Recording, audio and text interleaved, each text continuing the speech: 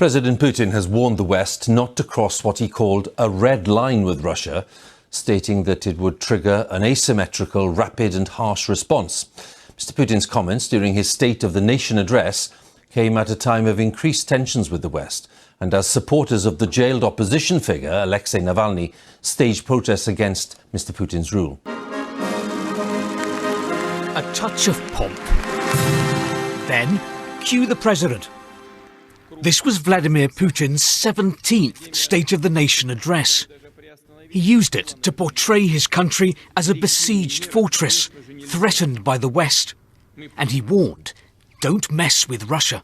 I hope no one will cross Russia's red line. But in each case, we are the ones who will decide where the red line is.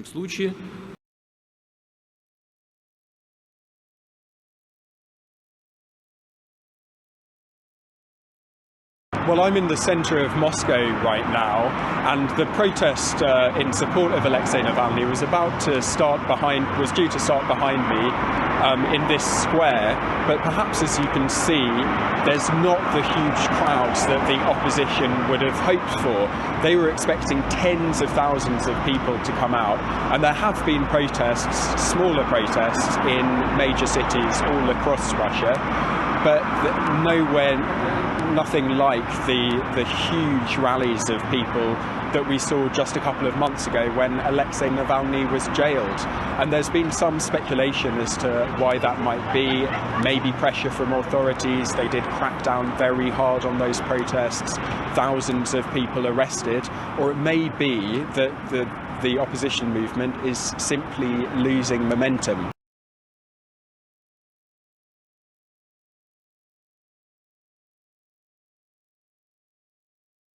Indonesian authorities are seeking assistance from Australia, Singapore and India to find a submarine that vanished off Bali.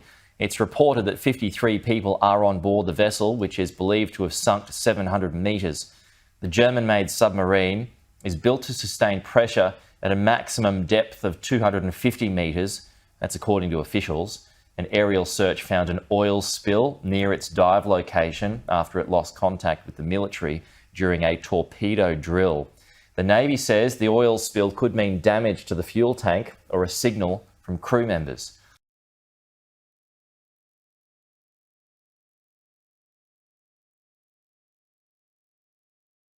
The Syrian surface-to-air missile exploded in southern Israel on Thursday. The incident triggered warning sirens in an area near the secretive demonic nuclear reactor. There were no immediate reports of any injuries or damage in Israel. The Israeli military said that in response it attacked several missile batteries in Syria.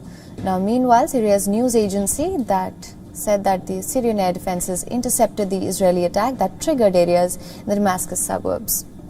But it also admitted that 4 soldiers were injured in this attack. Syrian military also said that Israelis hit locations near the town Dume, where Iranian-backed militia have a presence. Israeli media have said that the air defenses around the reactor and Red Sea port were being beefed up in anticipation of a possible long-range missile or drone attack by Iranian-backed forces.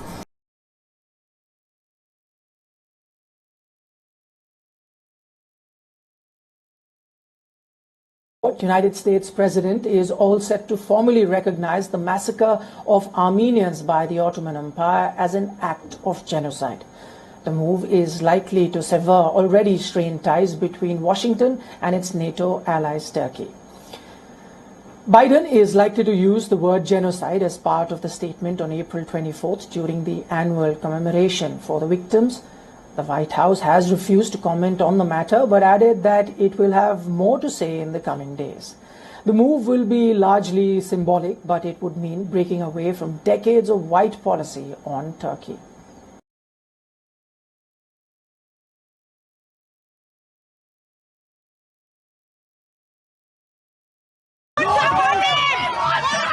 Police clash with the demonstrators protesting outside the German parliament over tougher and more wide-ranging lockdown restrictions.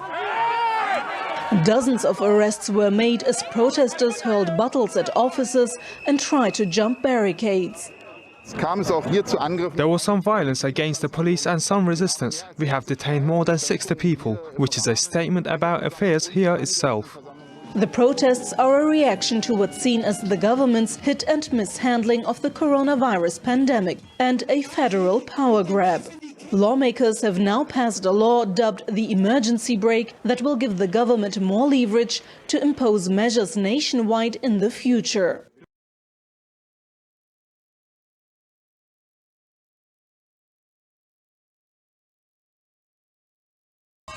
Normally sedate Uruguayans protest by banging pots and pans.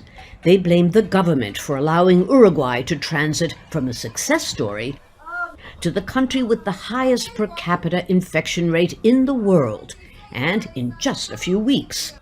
The small South American country, which is sandwiched between Argentina and Brazil, had been hailed as the exception in a region of pandemic turmoil. But now the bubble has burst. With a population of only 3.5 million, Uruguay is seeing more than 3,000 infections per day, by far the highest per capita in the world, and also the 5th highest death rate.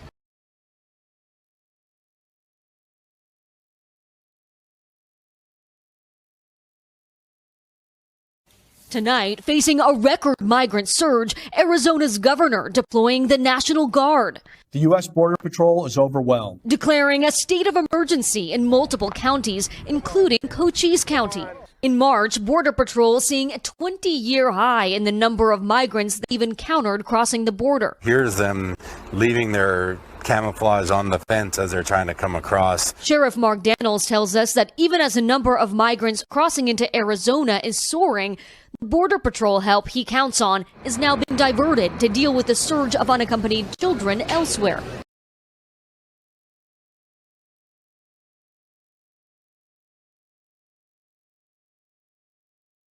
Disgraced Derek Chauvin spent his first full day in prison today after that swift and sweeping verdict.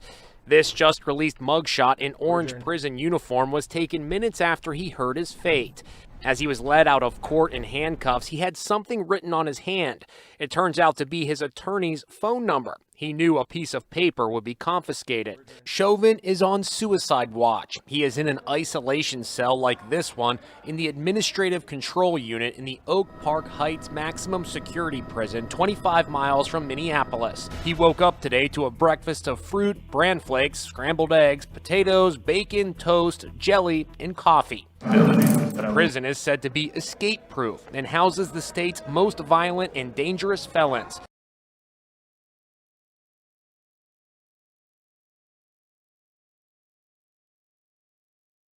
Harry's home. The prince was seen in a black Cadillac SUV at Los Angeles International Airport, returning to the States after attending his grandfather's funeral. 2 security men were in the front seats. Harry left London's Heathrow Airport on American Airlines at 11 a.m. yesterday, after a 9-day stay in the UK. He landed in California 11 hours later at 1:43 p.m. local time. Then came the 90-minute drive home to Montecito and a reunion with pregnant wife Meghan and son Archie.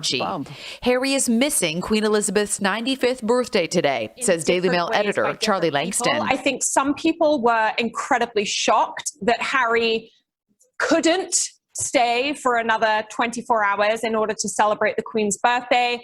Other people have suggested that he actually left in order to help the Queen.